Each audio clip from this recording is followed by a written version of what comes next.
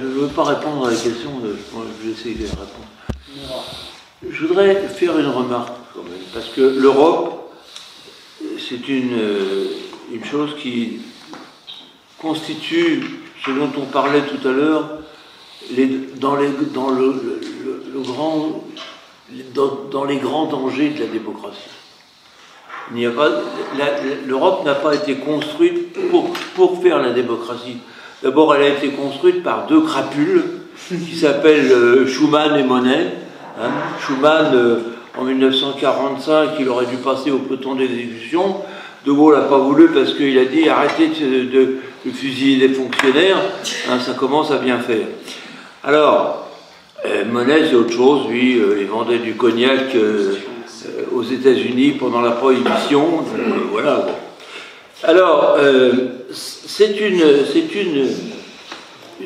l'Europe aujourd'hui, c'est quelque chose qui ne devrait pas exister, à mon avis. Qui ne devrait pas exister. Ce sont les Américains qui ont créé l'Europe. C'est avec le prétexte du plan Marshall. Ils ont créé l'Europe. Et d'ailleurs, il faut quand même se souvenir d'une chose, c'est que le 6 juin 1944, lorsque les Américains ont débarqué, je ne sais pas si vous savez comment ils ont appelé leur opération, ils auront appelé leur opération Overlord. Hein. Et Overlord, en anglais, en américain en tous les cas, ça veut dire vassalisation. Hein. Donc ça voulait dire qu'ils n'avaient même pas la pudeur de se cacher. Hein.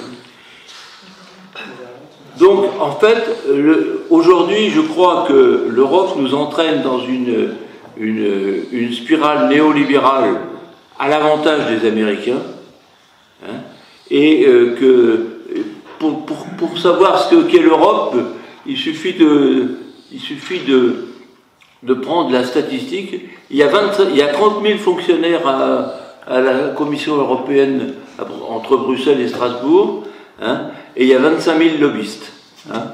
Donc, en fait, c'est jamais qu'une société de business, quoi. Hein. Une société de business qui est, une fois de plus, là pour voler les peuples. Hein.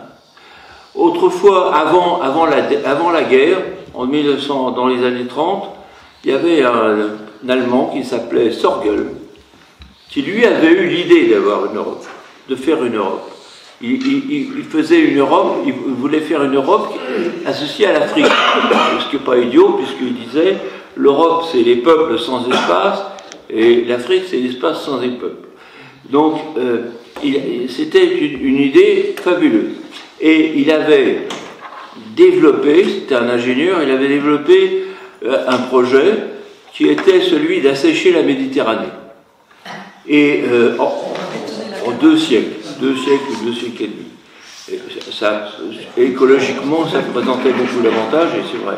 Mais l'avantage de l'opération, c'est que les pays d'Europe n'avaient pas